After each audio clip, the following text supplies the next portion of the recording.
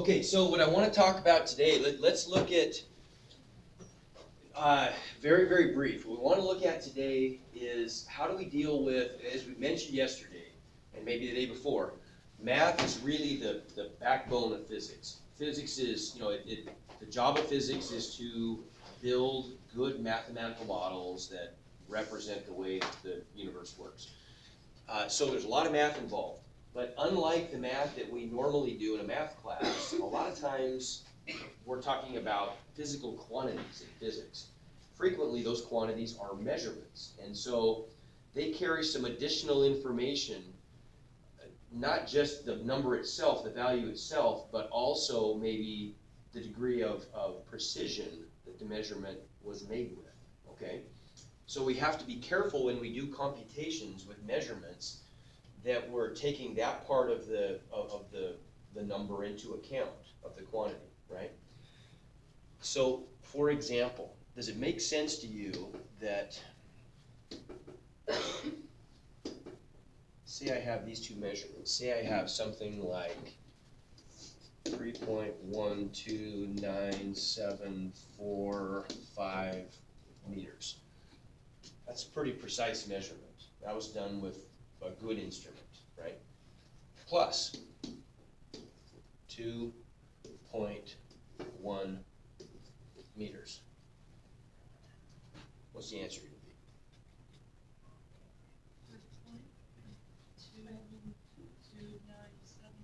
be? Okay, if I do the math, I'm going to get 5.22974 meters. Did I forget a 5? Mm-hmm. Oh, I did. I was just seeing if you're paying attention. Good thing you were. Okay, does that seem right to you? Anybody have any reservations about that answer? Yeah, what do you think, Elijah? It should just be 5.2. Yeah, should be. How come?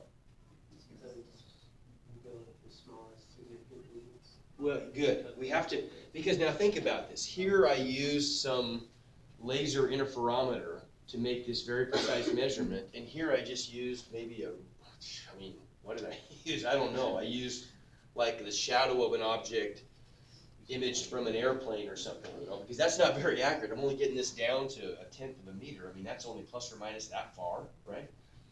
So does it make sense for me to use this spectacularly precise laser interferometry measurement and keep all that tremendous precision when I'm adding it to a crappy measurement like this? Doesn't that destroy all that precision when I combine the two? Yeah, it does, right? I can only be as precise as the least precise of the two measurements, right?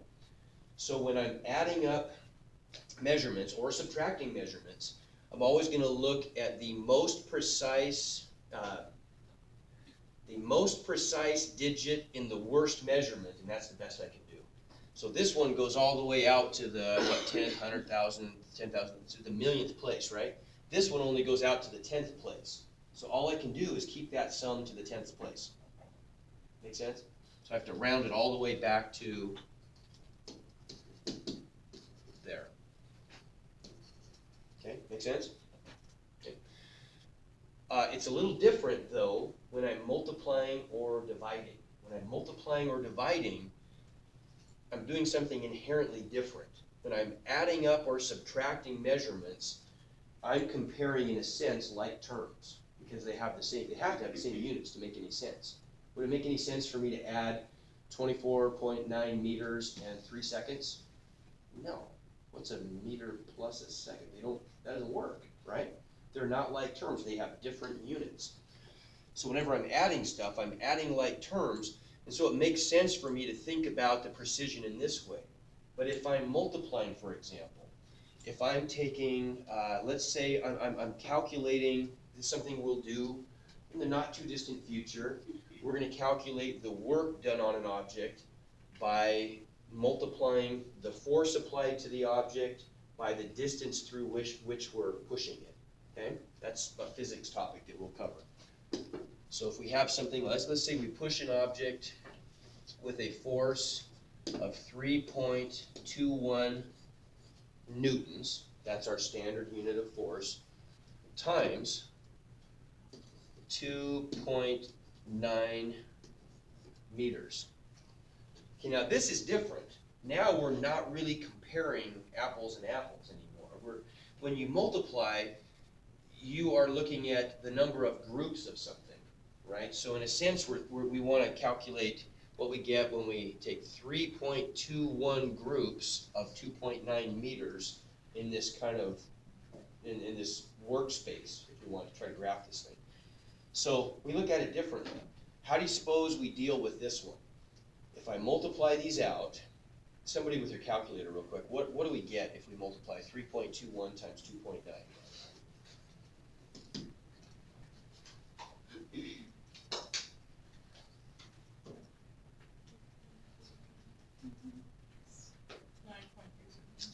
9.309, and that would be Newton meters, which is the same thing as a joule, okay?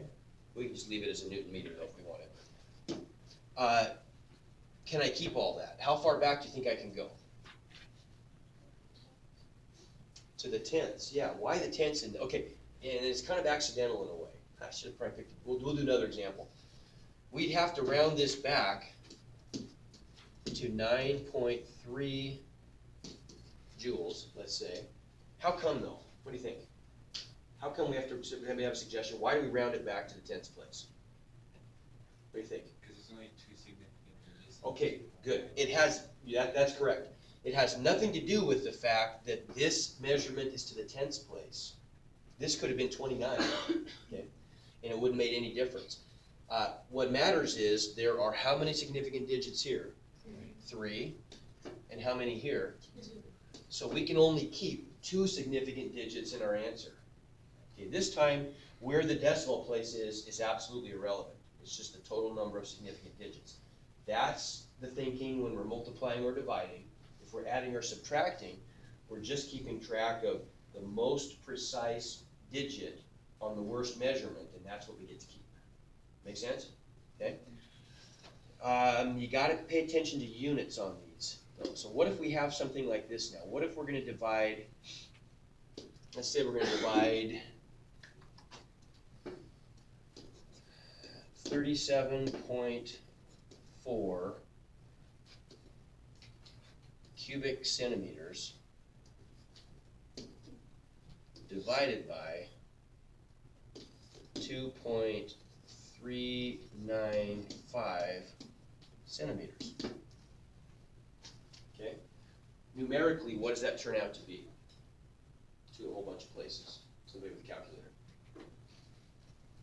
Or a phone or whatever.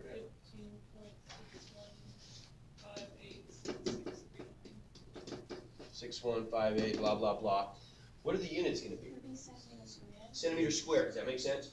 If we divide centimeters cubed by centimeters, that's the same thing. Same thing as how would I say it? We treat that in the same way that we would if we were dividing like bases, if we're dividing variables. If I had x cubed divided by x, that would be x squared, right? Same thing with units. Centimeters cubed divided by centimeters gives us centimeters squared. Now, how far do we have to pare back our calculation? 3 significant figures. So our answer would just be 15.6 square centimeters. Make sense? No big deal. Last issue, real quick. So tell me how many significant digits, let's practice this a little bit. How many significant digits are in this measurement?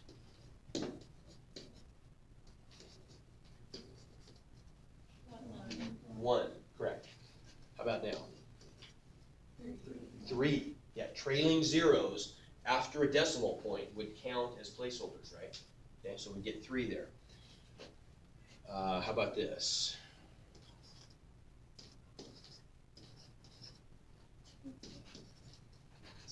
2. Okay, how about this?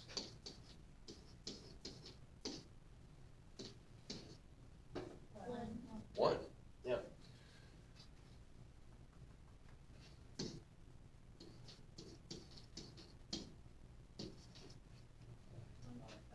Right. Yeah, you got it. I think we're good. Okay, a couple things on the assignment. There were some issues last period, and I didn't even catch, I thought these were broken problems, but they weren't. Remember, and I need to put a little better feedback in there, or turn it on or something, because it should have given people feedback that would have kind of told them what was going on. What happened a couple times last period, and I'm relieved to know that my problems worked, it wasn't that. People were answering this as 15.6. What's wrong with that? Units needed to be included, because it was, now in some cases in Moodle, it'll say something like this, fill in the blanks. What would I put there? There, I'm just looking for the number, and the question will typically state that, it'll say enter a number. But in this case, we want the whole thing, we want the answer, which would include units. Make sense? Okay. 205, let's go for it.